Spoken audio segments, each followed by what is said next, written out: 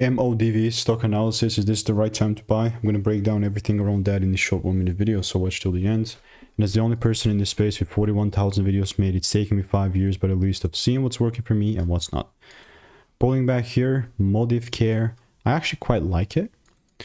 Not saying this in a way just to freaking clap or just crap on this, but like my Pakala was so on point, and let me show you the proof.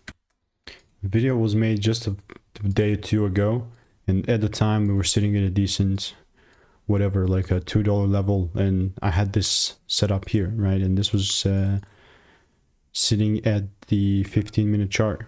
15-minute chart here, the same exact time frame. This is where we're at. Very nice, like pretty much a double. So yeah, you can see like beforehand I had like a sell, which was a loss, and you can see just shifting the trend just changes all this stuff. And ultimately, I mean, I doubt that the price will come down and give me the rules, but if it does and rules are met, I'm still looking to take it further up and buy. No sweat around it. So if you do want to learn how I'm making 5-10K per month trading, click the first link in the description and get my free email.